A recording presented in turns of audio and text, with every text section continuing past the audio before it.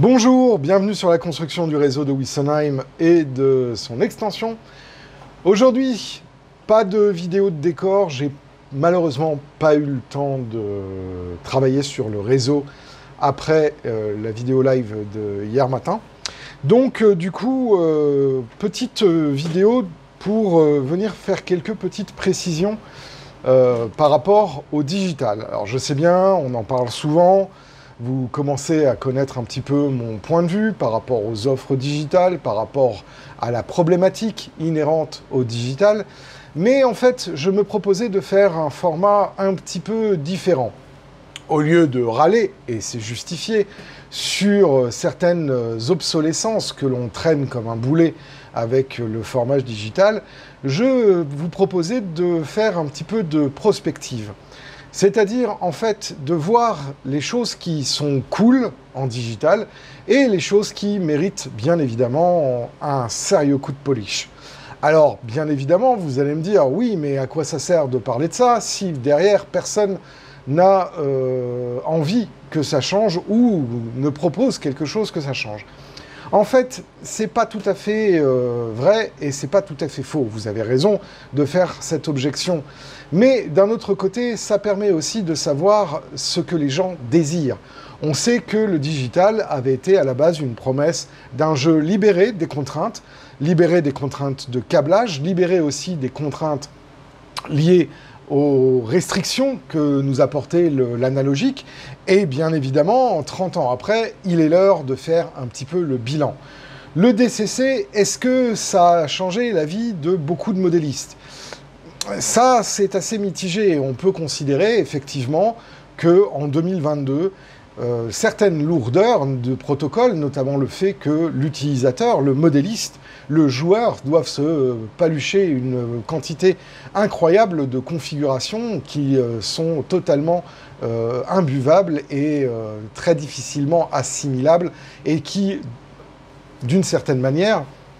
ralentissent l'expérience de jeu. Or, c'est bien de ça dont on va parler. On va parler de jeu, et plus précisément de l'avenir de notre hobby à travers ce qui fait, je pense, l'une de ses forces, à savoir, d'une part, l'étape de fabrication de son réseau qui est exaltant, qui est enthousiasmant, qui est porteur de challenges à relever, que ce soit dans plein de domaines différents, mais aussi le plaisir intrinsèque, finalement, de voir ces trains tourner dans l'univers qu'on aura créé pour eux, que ce soit un univers totalement fantasque, libre et inventé de toutes pièces, ou que ce soit un univers qui soit, bien évidemment, une reproduction, qu'elle soit fidèle ou non, de la réalité. Bien évidemment, on a parlé beaucoup sur cette chaîne des facteurs d'échelle, on a parlé beaucoup, et je continuerai à vous en parler notamment sur le projet Nomade, de la scénographie, des principes même qui font qu'un ensemble de décors sont réalistes ou agréables à regarder ou pas. Nous allons aussi avoir l'occasion de pouvoir, dans les mois qui viennent, continuer à parler des problématiques qui touchent les modélistes, des problématiques liées au câblage, aux choix technologiques aussi, qui sont importants pour pouvoir pérenniser notre réseau et pouvoir lui offrir une longévité et, d'une certaine manière, survivre à la lassitude qui pourrait être issue, en fait, de problèmes qu'on aurait pu éviter dès le départ. Donc, bien évidemment, toutes ces questions-là, elles ont leur importance. Mais là où je voudrais vraiment en venir avec cette vidéo, c'est que je vous propose, dans l'espace commentaire de cette vidéo, d'écrire, en fait, tout ce que vous auriez aimé voir dans le numérique et que vous ne voyez pas ou que vous n'arrivez pas à mettre en place ou que vous ne comprenez pas, que ce soit au niveau des configurations, que ce soit aussi au niveau des possibilités de jeu. Et on va du coup commencer un peu à regarder le digital non plus comme une série de contraintes, mais comme les évolutions qu'on pourrait y apporter pour bénéficier en fait réellement de la promesse de départ qui était de nous simplifier le jeu et de nous simplifier l'accès au modélisme ferroviaire. Alors vous l'avez bien compris, avec le projet Nomade, il y a deux moments forts sur le projet. Un premier qui va être bien évidemment lié à l'infrastructure, parce que l'infrastructure, c'est ce qui va supporter votre réseau, ce qui va supporter la zone de jeu sur laquelle vous allez interagir, vous allez utiliser l'ensemble de votre matériel ferroviaire, mais il y a bien évidemment aussi après la deuxième partie qui sera la partie de câblage et bien évidemment la partie de commande. Je vous en ai dit déjà à plusieurs reprises que cette deuxième partie sera abordée en temps et en heure, ne vous inquiétez pas, mais cependant je trouve très intéressant, un peu en teasing, de poser les principes que l'on aimerait voir sur son réseau. Vous l'avez compris, ce genre de réflexion, bien évidemment, paraissent tout à fait sympathiques et bien évidemment, pour l'instant, complètement utopiques. Mais cependant, ce que l'on peut constater, c'est qu'à l'heure actuelle, on a une fenêtre d'opportunité pour pouvoir proposer à des fabricants, et pas des moindres, des évolutions de leur système et peut-être d'une certaine manière, leur montrer que le désir des modélistes, c'est pas forcément de passer de 64 fonctions à 98 fonctions, mais bien au contraire, d'avoir un système qui permette d'exploiter ces fonctions de façon optimale et optimisée.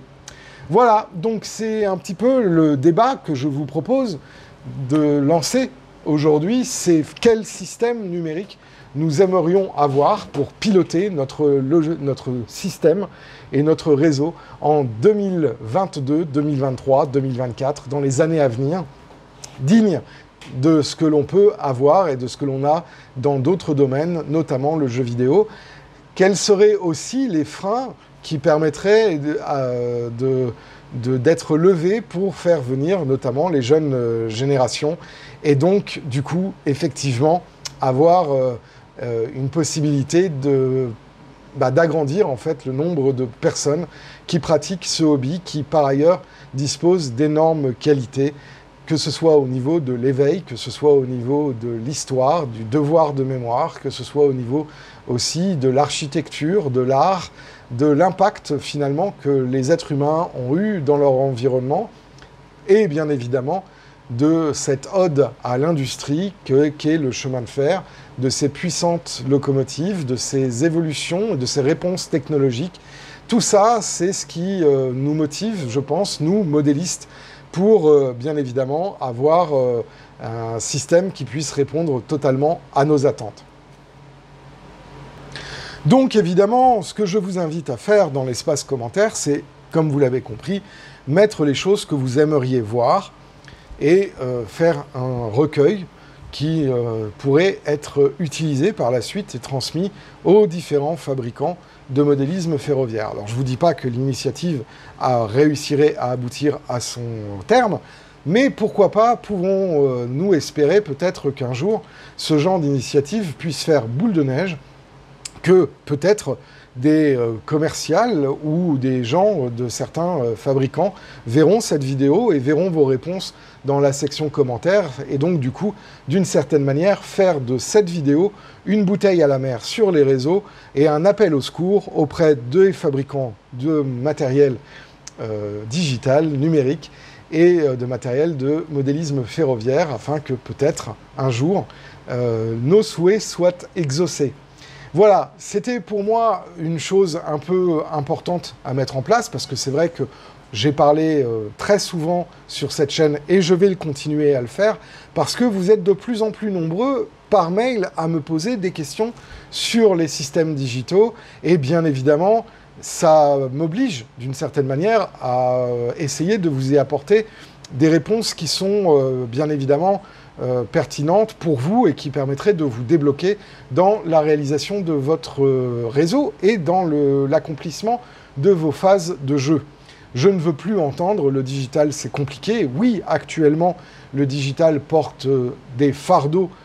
qui sont surannés, mais il y a des façons de pouvoir commencer à s'amuser, même avec ce que l'on a actuellement, même si c'est imparfait. Et c'est aussi l'objectif de cette chaîne, de pouvoir vous donner des indications qui vous permettraient de pouvoir bénéficier de potentiel actuel de votre système digital et pourquoi pas, bien évidemment, rêver d'une évolution future qui pourrait nous apporter encore plus de jeux et encore plus de liberté. En tout cas, je tiens encore une fois à remercier toutes les personnes qui laisseront des messages dans l'espace commentaire. Je tiens aussi à vous remercier, vous êtes de plus en plus nombreux à regarder cette chaîne et à suivre l'activité de la chaîne. Vous êtes aussi de plus en plus nombreux à vous abonner à la chaîne. Continuez, abonnez-vous, cliquez sur la cloche pour être notifié lors des prochaines sorties. N'hésitez pas non plus à partager, liker cette vidéo. Ça permettra d'augmenter la visibilité de la chaîne sur le YouTube français, et puis peut-être, pourquoi pas, aussi en augmenter l'audience, et donc permettre de pouvoir toucher des jeunes aussi, beaucoup, je l'espère, mais aussi des gens qui se sont éloignés du modélisme ferroviaire parce que trop complexe, trop cher, trop onéreux, et parce qu'ils se sentaient démunis face à l'immensité de la tâche qu'est celle de construire un réseau, et c'est aussi dans cette optique-là, pour les débutants, que le projet Nomade a été lancé. En tout cas, je vous dis un grand merci, et je vous dis donc à demain, normalement, pour un unboxing lié au projet Nomade. Ça dépendra un petit peu les délais de la poste, si tout arrive dans les temps. En tous les cas, il y aura une vidéo, comme prévu, demain à 7h30. Ça ne change pas. D'ici là, moi, je vous souhaite une très très bonne journée, une très très bonne soirée, peu importe le moment où vous regarderez cette vidéo, et faites-moi plaisir, mettez en commentaire ce que vous aimeriez voir comme système digital du futur. Ça, je pense que ce serait très intéressant à lire et très intéressant à commenter dans le live de vendredi. D'ici là, ciao!